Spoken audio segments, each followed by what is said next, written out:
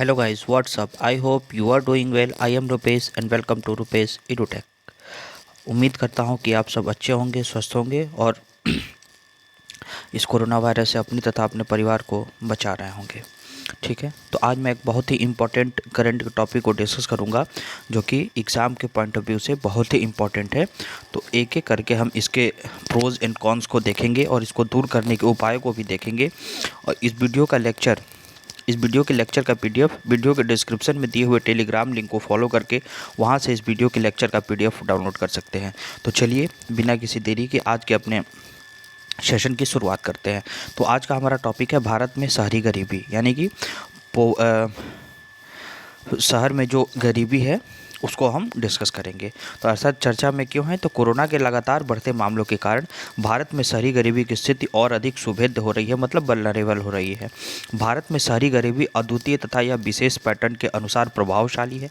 यद्यपि यदि पिछले दशकों में देखें, मतलब पिछले डिकेड में देखें, तो शहरी गरीबी के अनुपात में गिरावट आई है, परंतु संख्या में निरंतर वृद्धि जारी है, जिसका प्रत्यक्ष प्रभाव महानगरों के स्लम क्षेत्रों में पड़ता है।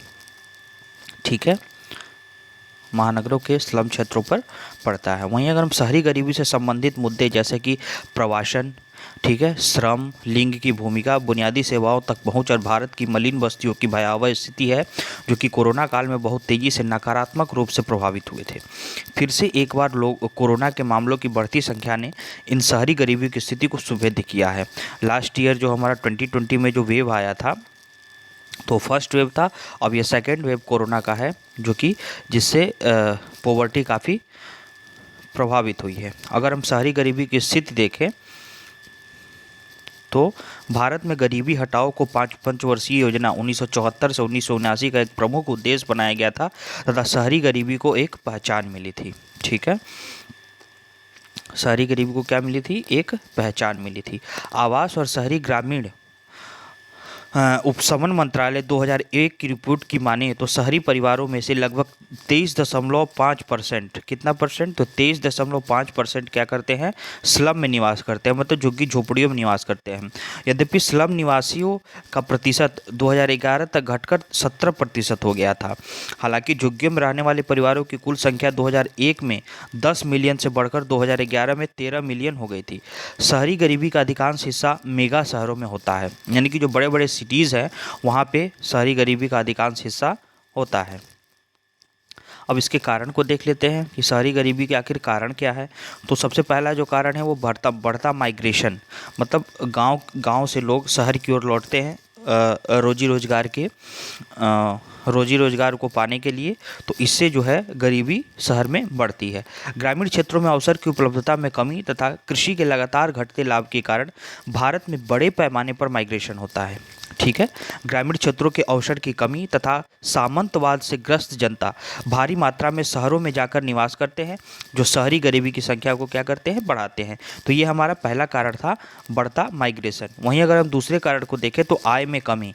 भारत के ग्रामीण क्षेत्रों में कौशल, शिक्षा, स्वास्थ्य के बुनियादी आवश्यकताओं में कमी के कारण ग्रामीण क्षेत्रों से माइग्रेट करने वाले व्यक्ति को शहर में उचित वेतन नहीं मिलता है। यह तो एक पहला प्रॉब्लम आता है स्किल्ड और अनस्किल्ड लेबर का। उसके बेसिस पे क्या होता है कि जो अनस्किल्ड लेबर है उनको जो है शहर में उचित वेतन नहीं मिल पाता है, जिससे ये असंगठित अर्थव्यवस्था में काम करने को लेकर बाध्य होते हैं तथा इनका पूंजीवादियों द्वारा शोषण होता है, एक्सप्लॉयटेशन होता है। इससे इनकी आय में वृद्धि नहीं हो पाती तथा शहरी गरीबी की संख्या में बढ़ोतरी होती है। तो ये दूसरा कारण था। पहला कारण बढ़ता माइग्रेशन और दूसरा कारण आय में कमी। अगले कारण को हम देखते हैं। अगला कारण जो है हमारा ओवर क्राउडिंग। ठीक है, स्लम क्षेत्रों की बस्तियों में भीड़ भाड़ एक और प्रमुख कारक है।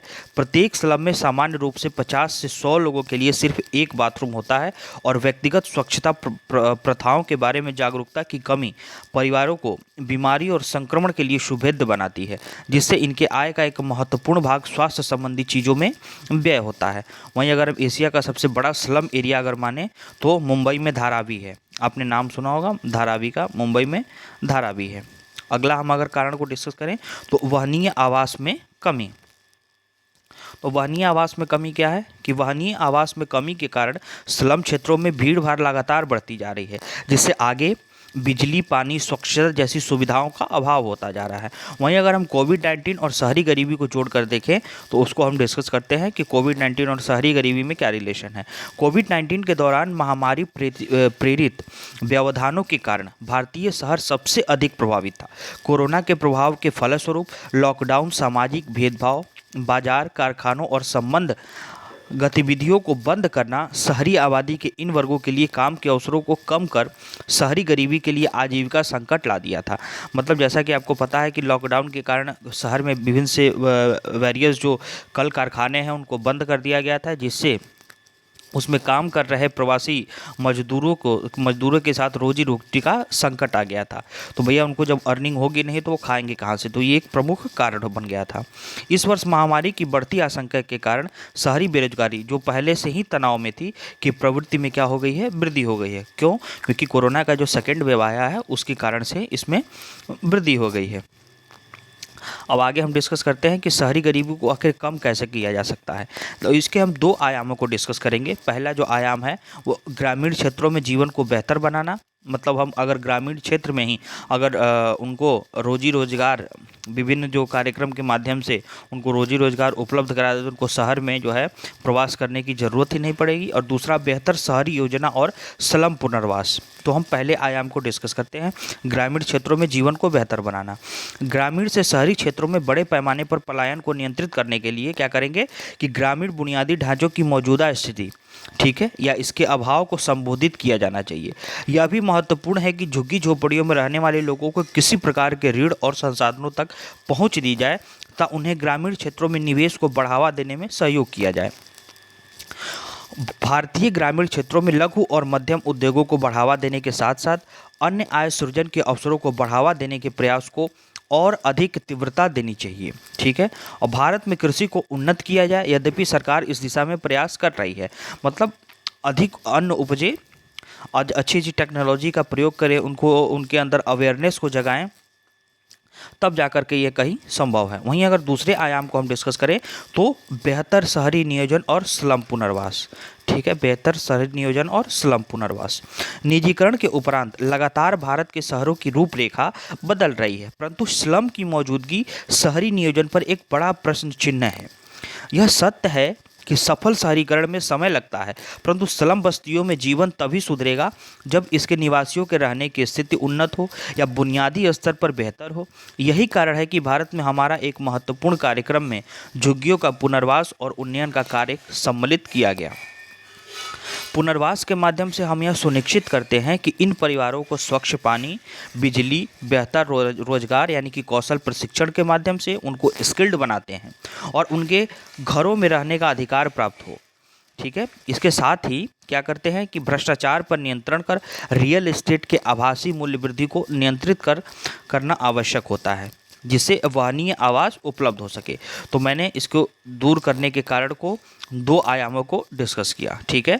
अब कंक्लूजन क्या निकलता है, जो मैंने ऊपर का टॉपिक को डिस्कस किया उसमें कंक्लूजन क्या निकलता है, तो कंक्लूजन निकल के आएगा कि जहां एक तरफ पूंजीवादी, सामंतवाद तथा जातिवाद के कारण उत्पन्न हुई शहरी गरीबी की स्थिति को अनियोजित शहरीकरण ने और अधिक सुभेद्य कर दिया है, वहीं कोरोना महामारी ने इस वर्ग की वंचना में वृद्धि कर दी है, ठीक है। इससे दूर करने का सर्वाधिक चुनौती पोषण, अर्धसाक्षर, अर्धकुशल, कम बेरोजगार और दुर्बल शहरवासियों की बड़ी तादाद में भोजन, शिक्षित, आवास और रोजगार देना है, जो फुटपाथ, अस्वच्छ झुग्गी झोपड़ियों और अपर्याप्त जीवन जी रहे हैं।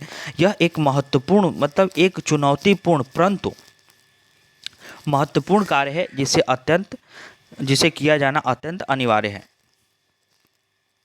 तो कोरोना से अगर देखा जाए तो खास करके जो कारखाने में काम करने वाले जो प्रवासी मजदूर थे वो काफ़ी इफेक्ट हुए हैं। कारखाने लॉकडाउन के कारण बंद हो गए हैं, उद्योग धंधे बंद हो गए, जिससे उनको बहुत परेशानी हो रही है अपने रोजी रोजगार को चलाने के लिए।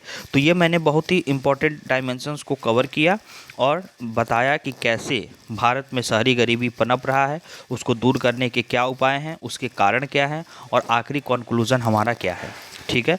उम्मीद करता हूँ ये लेक्चर आपको अच्छा लगा होगा। वीडियो को लाइक, शेयर और सब्सक्राइब करना ना भूलें, ठीक है। इस वीडियो का लेक्चर वीडियो के डिस्क्रिप्शन में दिए हुए टेलीग्राम लिंक को फॉलो करके इस वीडियो के लेक्चर का PDF डाउनलोड कर सकते हैं। तो thanks for watching this video.